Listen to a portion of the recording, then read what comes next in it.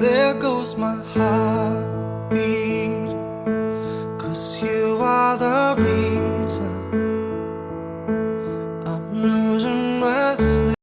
Hello, you guys, and welcome back to Freed from Silence with your girl Chavez. It has been a minute. Literally, it has been a minute. I dropped my first full episode, and literally, I feel like all havoc wreaked on my life. So many things started happening back to back. I'm still in that storm where things are just, I put out one fire, another one happens. I put out a fire, another one happens. So I'm still in that mix that has just kind of distracted me from sharing my testimony, making content. I'm supposed to be posting a full episode every single Wednesday. I have not been doing that. I'm truly sorry.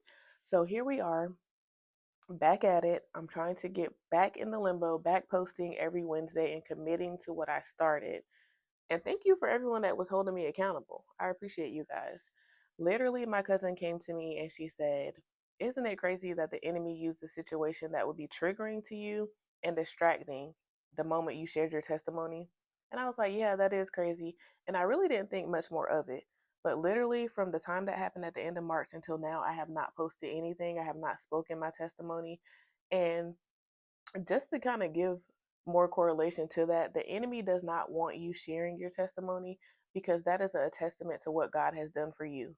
He does not want people sharing how powerful God truly is and bringing people to the feet of Jesus by sharing their testimony. That is why I say in the beginning, it is so crucial and important that we share our testimony. I know we live in a world where everyone wants to be private, or people make you feel like you telling your business, you're too open, or these are things that should be handled within your household. We are done with that. We are done. This generation is speaking on all the trauma, the trials, the tribulations. We are speaking that out loud so we can help the next person get through it too. I truly believe that, so that is what we're doing. So let's get into it. Today, we are talking about how it was being 15 and pregnant. Yes, I had my very first child at the age of 15, and I'm going to tell you guys how that was, how I became pregnant, how the journey was during my pregnancy, and I'll touch bases on how it was being an early mom, kind of at the early stages of his life, right? My son is 19 now, so I had him at 15. He's 19. He's getting ready for his second year of college, doing amazing. Shout out to you, Jalil. So I also want to say there's such a stigma put on girls who become pregnant young. The society just riddles us so much with so much shame, embarrassment, guilt. They even make you feel like you're less than. You no longer have as much value as the next person who was not a teen mom. A lot of people, especially older generations, they like to say that you're fast, you're grown. No one really ever asks the hard questions on what would make a 14, 15, 16. I get you're kind of in that age where you are starting to be curious. But when we're talking about very young ages, now you even see 12, 13, 14-year olds are being pregnant. No one ever asks the hard questions on why, what led up to them making this decision, right? And sometimes it's not some traumatic story behind it. But for me, there was trauma attached to why I became pregnant. So I got stuck with all these narratives of being fast and being grown and just automatically written off. And no one took the time to ask me my story. So here I am sharing it with you guys, giving the world a different perspective of teen moms also. So I, again, became pregnant at 15. So I'm going to tell you briefly how I met my son's father. He is a year older than me. So I was 15, he was 16. At that time, I lived in New Jersey. At this time, I was living with my mom for the first time ever. Um, that I had really lived with her since being like an older kid. You know, she probably had me the first 3 years of my life, and then I never lived with her, right? So this was my first time living with my mom. This was my first time living with all my siblings. So my older brother, my younger sister was in the home, and then my stepfather. So in New Jersey, I had so much freedom compared to where I had just left. So I left Colorado, where for the first time, I had structure, discipline, a good life. I had everything I needed. I was safe, all of those things. But my heart still longed for my mom. My heart still longed for my biological siblings. So when I went to visit them one summer from Colorado to New Jersey, I kind of said, I wanted to stay and no one really gave me any pushback. Now, in hindsight, I don't feel like it was a decision that I should have been able to make, per se, but nonetheless, I made that decision and I moved with my mom. I did not go back to Colorado, and there was a lot of freedom. There was no parenting going on. My mom barely came out of her room. There was no guidance. No one was raising me. I was literally able to do whatever I wanted to do. So, of course, I started, to kind of gain friendships, and my main friend was older than me. um and I kind of just began to hang out, and I was still very lost. I didn't know who I was. So, long story short, not being in New Jersey long, I ended up, this is going to sound so crazy too. I had a boyfriend at this time, my very first boyfriend. He was actually the best friend of my older brother. And honestly, he was too old for me to be dating because, again, I was 15 and he was 18, about to graduate. We really didn't have any business together, right? But we had never did anything. There was never any pressure. Like, we spent time together. He was allowed to come to the house. We could go on dates, but we never did anything. And I think he suspected that I had never went that far in a relationship. So the day we planned to actually go further and I was going to meet him, I don't remember what happened, but if you're from up north, there's uptown, downtown, midtown, and the street is the same.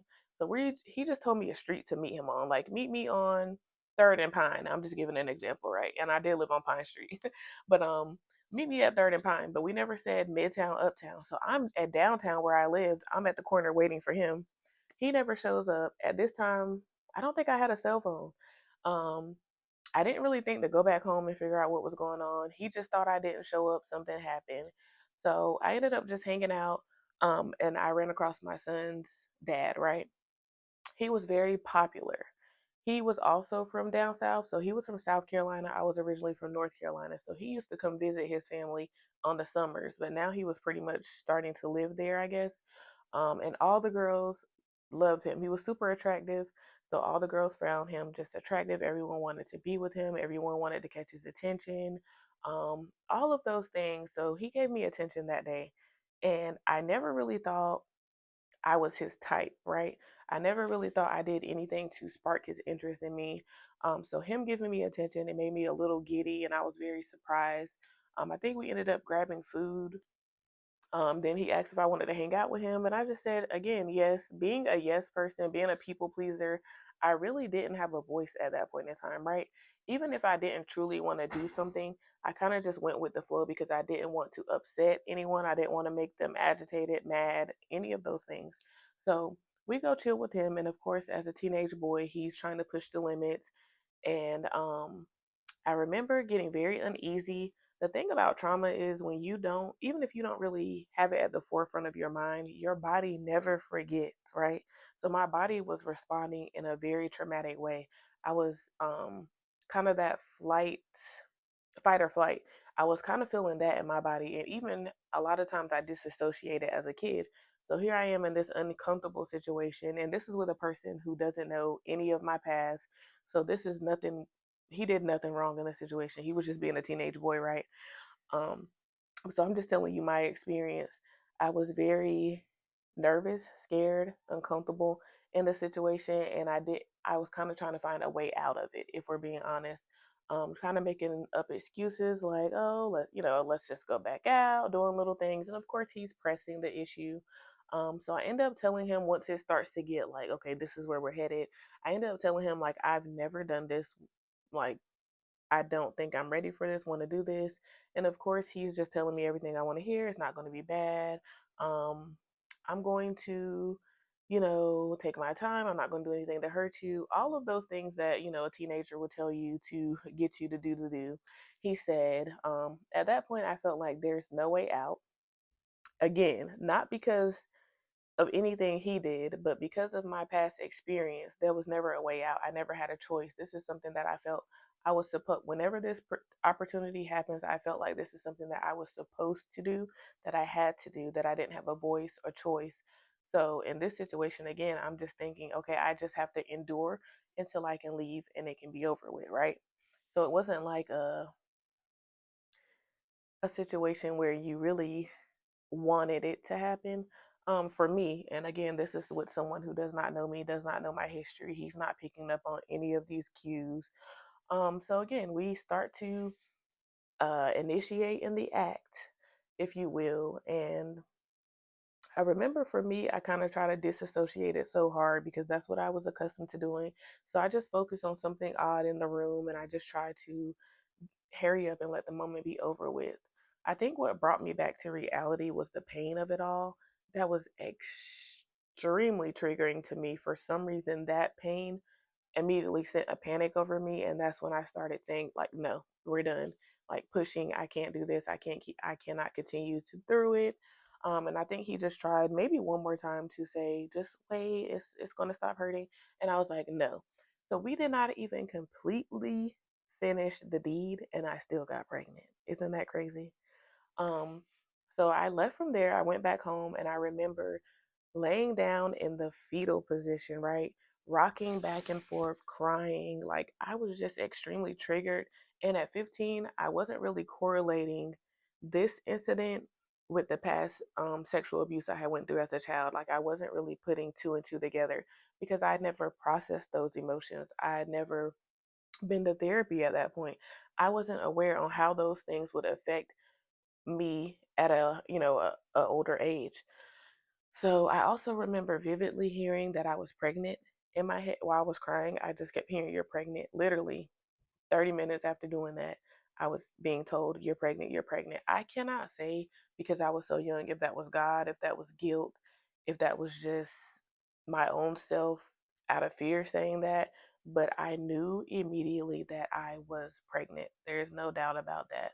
I never took a test. I was almost 6 months before anyone discovered I was pregnant as far as parental. Before I left New Jersey, because I ended up leaving, I think I would have been around 8 weeks pregnant. The only thing I had was I was sleeping more, eating more. I think I had wrote a letter that my siblings discovered. So I think my siblings had a clue like that I was possibly pregnant, but I think I probably lied to them like, oh no. There was whispers and rumors around the neighborhood that I was pregnant, and my older friend, she was more vocal than me, right? So she did most of the talking for me. So even when the rumors came and my son's father came to me about it, she just kind of said, yeah, she's pregnant. So what? Again, I had not even taken the test, but I was indeed pregnant. And he was kind of saying like get an abortion. And again, he's probably fearful. I didn't know his family dynamic at home, but here he's 15, 16 himself. He's 16, I'm 15. I'm sure he's fearful of having to go back and tell his parents that he has a baby, a baby on the way at his young age. So there's all these emotions. So for him, it was like, we just need to get rid of it. And my friend again was talking for me. And she was like, no, she's not getting rid of it. Or, give us the money then. And of course, he never gave us any money. So then I ended up moving down south pregnant. No one knew. My mom didn't know at this point. I moved back with my grandmother, who originally was the one who cared for me, raised me primarily. And she enrolled me back in high school. So I started school. I was a small girl. I didn't really have a stomach then. And I wasn't even the clever kind of girl that was wearing big and baggy clothes, a hoodie to hide my stomach. I literally just was Delulu. I literally thought if I ignore this hard enough, it's going to go away. There's no way that this is happening to me. I had no end game. Let's just say if I had made it all the way until the moment I gave birth and no one knew, I would have been one of those girls that gave birth in their bathroom, in the school bathroom, whatever, on the bus, whatever the case may have been, if I had gotten up until that point, because I literally did not have the words to express. I had so much guilt, shame, so much lack of understanding on what was happening in my body that I literally just ignored it. So I can't even tell you,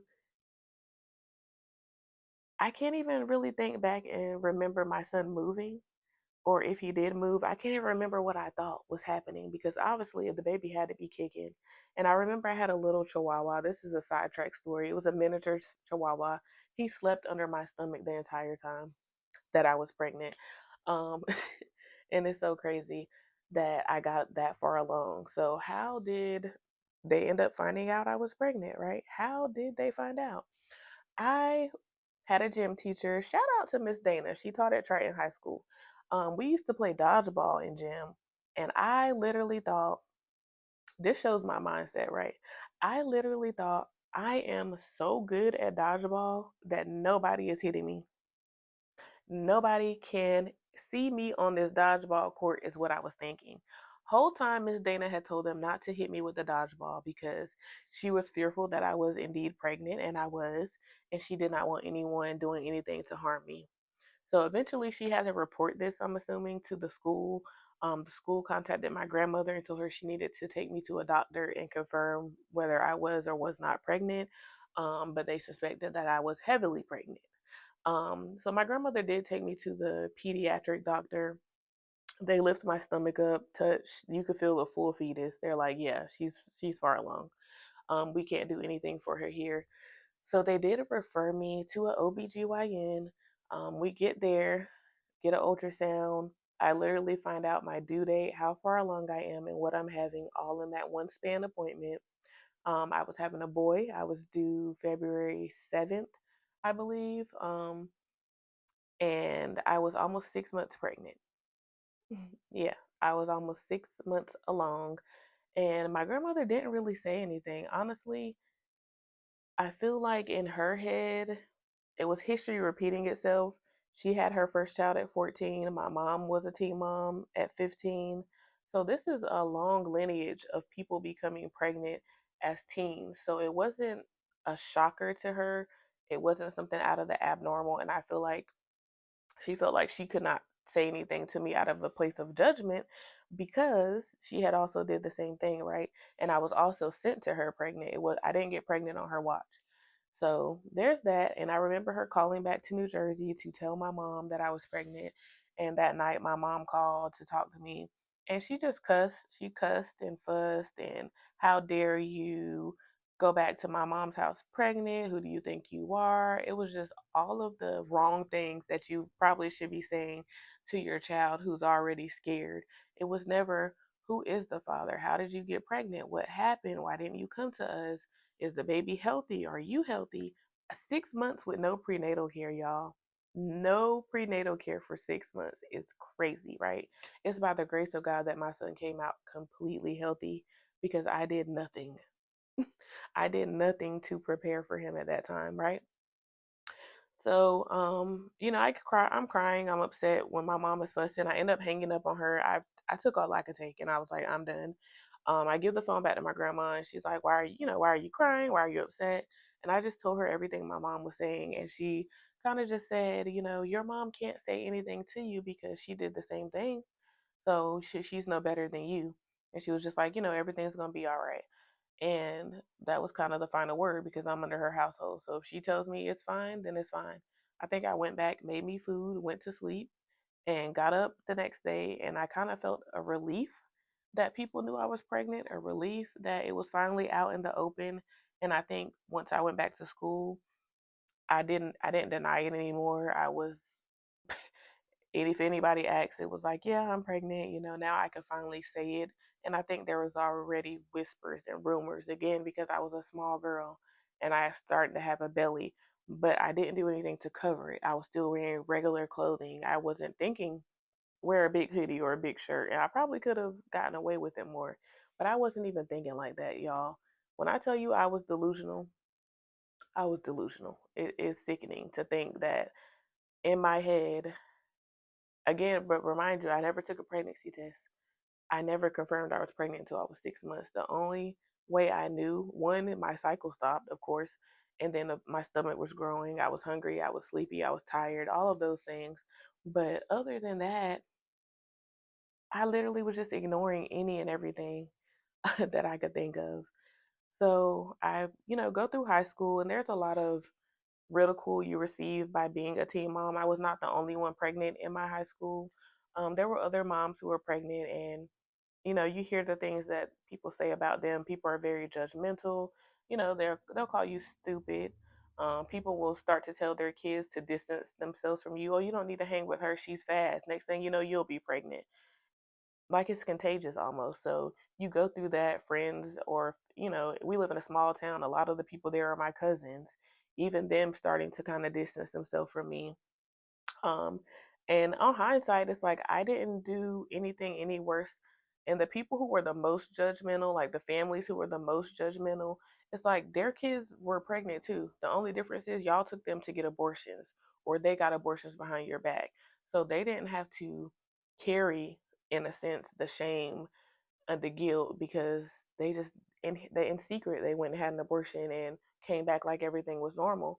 But it's like I wasn't doing anything any worse than anyone else's child, but I did feel like I received a lot of judgment, um, and not a lot of support. Now, when I say not a lot of support, I just mean from adults.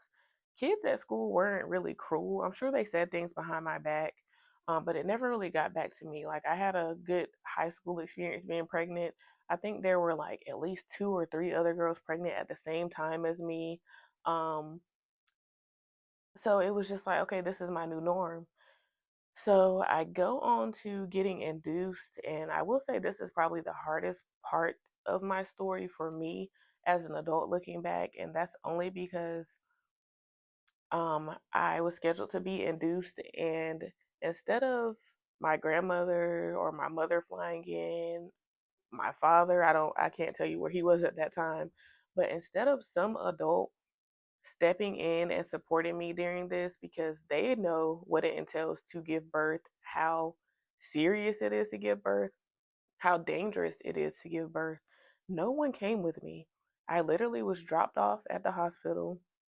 I registered, got checked in for a room. They started the induction process. No one told me what to expect. No one told me what was going to be happening. Um, no one said I'll be back. Let me know when you're in labor closer, I'll come back. No one was calling the nurses station to check on me. No one was calling my room phone. None of that. I was literally dropped off to have a baby at 15 by myself. And for the life of me, now that I'm an adult, I cannot comprehend why anyone thought that was okay. And I literally, had a hard labor because again, I'm 15. My body is so small. Somehow I had a freaking 10-pound baby. I was eating ridiculous. I was a small girl, but all I did was eat. So he ended up being 10 pounds, 21 inches, and I had to push him out. And it was a very hard labor. It was a very long labor, and I did not have any support. No one holding my hand, no one rubbing my back, no one talking me through. I will say the nurses, my OBGYN, I actually had two, and they were married, so it was a male and a female. They were married. I do remember seeing a lot of sympathy on their face. I think they had a hard time processing that anyone would leave a child in a hospital to give birth, and it was kind of suspicious as well. I think they probably went to, how did she get pregnant? Like it must just be something with that for anyone to drop off a child to give birth and not be present. I think they just were very suspicious and kind of baffled by that whole ordeal. So I saw that they were genuinely sympathetic for me. The nurses tried to be extra nice, all of those things. And after I gave birth, I tried to get up and go to the restroom for the first time, that first walk to the bathroom, and I fell out. I passed out on the floor. The nurses were in a frantic. They had to bring me back with the salts, and I was coming to. And I remember asking them, had I had the baby? Like, I couldn't even remember giving birth. And they were just like, yeah, everything's going to be okay. Turns out I had lost so much blood that I needed a blood transfusion, an iron transfusion. There was not one adult there to make medical decisions for me. I was 15. I didn't even know how to make medical decisions for myself, right? So it was literally left to strangers to dictate what was going to happen. Luckily, and I'm blessed that the OBGYNs, really, and I'm saying GYNs because it was two of them. Again, they were married. Shout out to Mr. and Mrs. Jones. They still have a practice. So they were making the decisions for me. And now the wife was a little more frigid and cold. She was extremely intelligent, extremely smart. Her husband was more of a compassionate people person. So I think I received more of the empathy side from him. But as far as the educational side, it was more from her. It was almost like a tough love. Like even crying during labor, she's like, you don't need to be wasting your energy crying because you got to push this baby out. Like she did not play. And on hindsight, she's actually one of the only adults at that time that asked me were you forced to do anything? Like, is this baby the result of you being forced? And even though the answer was no, it was kind of the first time in my life that anyone had kind of tried to make sense of why I was this young and pregnant.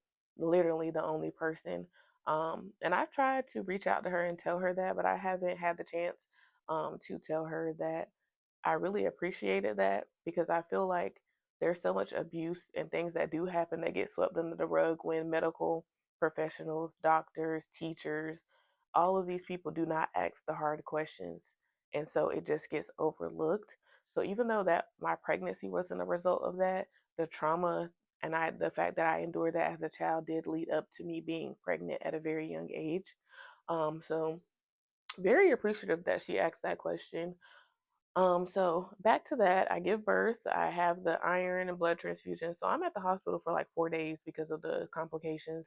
Whenever my grandmother picks me back up, we go home. Again, there's no what do you need? Let me get watch the baby so you can rest. This is how you take care of the baby. I literally had to figure out everything on my own, and I was so weak. I felt so bad. I had a fever when I came home. I, Literally, I did not know what was happening in my body, and no one was being attentive to me. She was kind of, my grandmother just kind of said, "You just need to get up and get moving around. Like, that's what's wrong with you." I'm like, I literally just gave birth, passed out on the floor, lost so much blood, I had to get it pumped back into me. This can't be normal. But I had no choice. I had to get up and start moving, start learning how to take care of this baby. So that was probably the hardest part, honestly, is figuring it out, being alone, not having any support, not having anyone to educate me on what was happening in my body or educating me on how to be a mom, what to expect.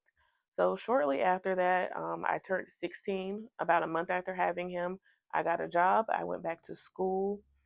And that is kind of what I just learned. That kind of molded who I became as a mom, an early mom. You just have to get up and get moving. That stuck with me. There is no sympathy. No one's going to show you anything. No one's going to support you. So that is the mentality that I had. I went to work. I bought diapers. I bought wipes. My grandmother was a thrifter. Everything my son had was secondhand. Anything she picked up and bought, whenever I got paid, I had to pay her back. Um, I got daycare vouchers, so he was in daycare while I worked and was in school. It was very rare that I asked anyone to keep him if I had to work like after school hours. I had a cousin, she was fairly young. She would pick him up because she just was in love with him. She would make her and her boyfriend watch him at the time, and that was very helpful to me. That allowed me to work. She would literally come to my job and say, "Hey, can I get him?" And I would say, "Yeah." That helped me. But as far as any other family, I think I had to ask maybe once, like my paternal grandmother, if she could watch him out of a like emergent situation, and that was kind of like a.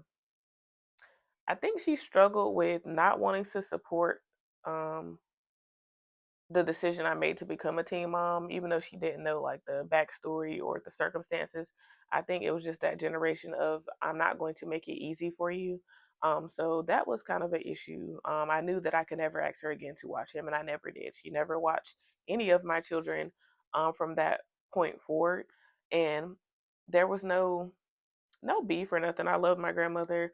She was a good person, had a good heart. I just think it was a generational and how they grew up. I think she just had a misconception and judgment of how I became pregnant, and also again did not want to support or make it easy for me so I would not make the same decision again and have more kids. I think sometimes people want you to see how hard it is they think they're preventing you from making that decision, but honestly you can support and love on your kids and just educate them from making that mistake again. You don't have to kind of X them out and just limit the support they can get so they can see that this was not a good choice. I knew that it was hard. But I also want to say there was a lot of resources at that time. There was a program called TAP in high school, which was Teen as Parents. So we had a group to kind of build community with other teen moms in our school. They tried to help you if you didn't have a car seat, diapers. So there were little things like that that I was taking advantage of. Even being able to do my schoolwork from home to stay on track and still graduate. There were all little things like that that kind of geared me and helped me.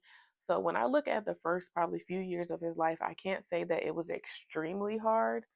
And I can't tell you if that's because I had the mindset that this is my life, this is what I have to do. So I never looked at it as hard. It just was my new norm, if that makes sense.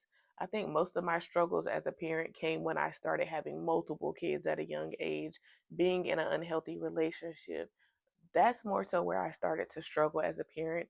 But when I was 15, 16, and it was just my son, myself, and I was not dating, I was very traumatized from having sex one time, becoming pregnant. I did not do anything until my son was a toddler. Like, no one was touching me. I was not dating. I was not even engaging with men at all, or boys, I should say, in high school. So I was really focused on school, work, getting him from daycare, taking care of him. Those were my days. Um, and so it didn't seem as hard. I didn't seem like I was missing anything, because very, very much my mindset today. This is my life. This is what it's going to be. I don't really reflect on, oh, I didn't go to prom. I didn't really think about that. I didn't feel like I missed anything. Um, I'm not dating. I'm not hanging out. I really didn't think about those things at that time. Now, in hindsight, can I say having a baby made me miss a lot of opportunities? Absolutely. And then also, I didn't have anyone putting in my ear, you could still be somebody. You could still go to college. This is how you do this. Um, look into colleges with where you can bring your baby and live on campus. Like, no one was instilling these things in me. No one was encouraging me, right? No one was leading me to resources to where I could enrich my life to be able to provide for this baby. Even though I had this baby young, I still had a future. But no one was telling me that. And I really feel like that's vital and important. Um, if you have somebody in your corner pushing you, and even if you don't, make it your business to go out and find somebody. If you are a young mom today, if you're pregnant now, you're at a young age, and maybe you have all the negative Nancy's telling you your life is over now, everything is going to be about this baby, you're just going to have to work, work, work. I'm telling you, there are ways that you can still do everything that you have planned to do, everything you desire to do to have a good future for your baby, for yourself. There's a way to do it. You're just going to have to modify things a little bit and go out there and find the resources, because I really feel like if I had had that vital piece, I would have made better decisions. However, I was just a little lost. I had to learn everything on my own. And by learning everything on your own, sometimes it's trial and error. You make the wrong decisions. You choose the hard path sometimes. And that's kind of how the first half of my adult life was, is I was learning things the hard way because no one ever taught me any better. No one ever showed me any better. Nobody ever really told me how it should be or could be, what a good life looked like. I kind of just was figuring that out on my own, right? So that is how I became a mom at 15. That's a little bit of my birth story. Again, the first couple of years of his life, I was still finishing up high school. I did finish high school. I did not graduate from my high school I was attending because of the having the baby and then the moving from state to state. I was supposed to graduate in 2009, and they said I would have to come back and do, I don't even think I would have had to do the full year, but the fact that I wasn't going to be graduating with the class I was supposed to, I ended up just going to an adult high school and getting my adult high school diploma versus going back into high school. And I think I don't remember, but I think I probably would have felt embarrassed not graduating with my class and to be saying, oh, I graduated in '09, class of '09. And then that time comes and you're like, never mind, just kidding. So I just ended up going that route. It was the best decision for me, honestly. Going to get my adult high school diploma worked out so much better for me personally. That's another thing. Like, maybe high school isn't for you. You're not doing the best in it, and just know there are other ways. That's what I'm saying. Like, sometimes you just have to find another way. So maybe you feel like, okay, I can't keep getting up going to school, but I need the diploma. adult high school GED. As long as you are applying yourself and trying to make good decisions, keep going. So that's what I did. Now, after graduating, um, I met my next set of kids' father at the age of 19, and that will be the next episode because that is kind of more so where my life took a deep, dark turn. Um, Definitely where most of my pain in my adulthood comes from is that 8 year relationship. By the age of 21, I had had three children and one abortion. By the age of 21, or at the age of 21, I should say, I had my third child at 21. Shortly after him, I became pregnant again and I got an abortion. I spent 8 years with their dad. And when I tell you, one small decision kind of alters whatever path you choose. One path may be extremely difficult, one path may be a little easier. This path may be, I chose the extremely difficult path. And I paid for it in the craziest ways, right? So that is going to be my next episode. But this episode specifically, I just want to speak to someone who is a teen mom right now. Maybe you're pregnant, maybe you've already given birth, maybe your baby's 1 years old, but you're still dealing with the aftermath of becoming a young mom. I just want to encourage you, if you don't have anyone else telling you, you are still worthy. You still hold value. Do not hold on to guilt and shame. Do not let anyone make you feel less than. When I tell you your baby is a blessing, that God has a plan for you and that baby. And I'm not saying it's going to be easy. I'm not saying there's not going to be hardships. You may struggle. You may have it harder than your peer who doesn't have a child, of course. That does not mean that you cannot be someone. You still can still be planning a life so you can have a good future for your child. Keep going, stay motivated. If you do not have anyone motivating you, encouraging you, pouring life and love into you, go find it. It's too many resources in this world, social media, whatever you have to do to build that community for you. I just encourage you to do it. If anyone is making you feel like you've just ruined your life, I just want to be proof that you have not. And I'll just brag on my baby. This child I had at 15 is the most respectful kid. He has the biggest heart, super nice, super intelligent. He's very mature emotionally. Again, he just finished his first year of college. He'll be coming home soon for the summer and he'll be returning for his second year. This is the child I had at 15. This is the child I had broken. This is the child that I had when I had no idea how to be a parent. I had to learn to be a parent. So unfortunately, he didn't even get the best version of me and he still turned out amazing. If that is not all the proof and testimony you need to keep going, I don't know what else I can give you. When you look at your baby, just know that child is going to be somebody. That child's life is going to be worth every sacrifice you have made from having him at an early age up until it's all going to be worth it. Me and my son have the best relationship, super close to me, calls me for anything, and he will tell all his friends. He knows if he can't figure it out, his mama is going to figure it out for him. Like, he knows he's never going to be alone as long as I'm living. That is the best feeling in the world to me, is to know and to look. And I get so emotional. Even when he graduated, it was beyond emotion because people counted us out. No one thought that I was going to be able to raise him, that I would mess him up, that he wouldn't be anything, his life wouldn't amount to anything, that I didn't know what I was doing. Some of it was true. I didn't know what I was doing, but I figured it out. I didn't mess him up. He is phenomenal. So don't let anyone plant those seeds of negativity. Don't let the enemy plant doubt in your mind. The enemy wants you to feel shame and hold on to it. Do not be shameful. Know that there is a reason that God gave you this child, no matter the age. And I want you to believe that it is for a purpose.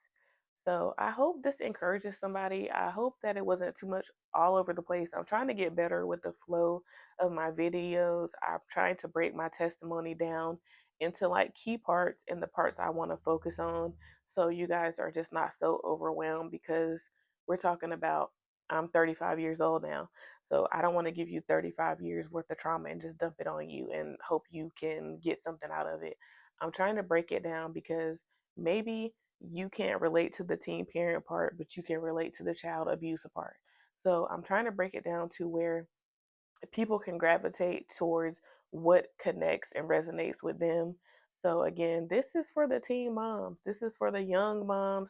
This can even be for the single moms. Like, this is my testimony, and when I'm telling you, it will all work out. I could not see it then. I had no game plan. Okay. It did not work out for me because I was so intelligent, because I had so much support, because I had this drive. I didn't have any of that. It was only God that sustained us and guided me while I raised this child. It was only God that got me through having him at 15 and going through such a traumatic birth, and he coming out perfectly healthy with no prenatal care until I was 6 months. All those things are only God. It can only be, right? He gets all the credit and all the glory. So, again, thank you guys for joining. I hope it inspired someone. I hope someone was able to kind of resonate with it. Maybe even you've had a similar experience and you haven't realized how it's affected you. Again, this is me healing and speaking my testimony in real time. A lot of the times I'm processing it. This is my first time saying things out loud.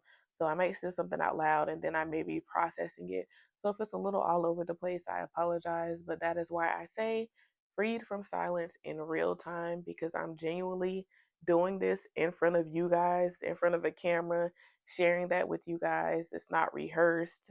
I'm not trying to be cute. I'm not trying to make it aesthetically pleasing. This is my life. This is my testimony, and I guarantee it's someone else's life, right? So if you can relate, keep watching, keep joining.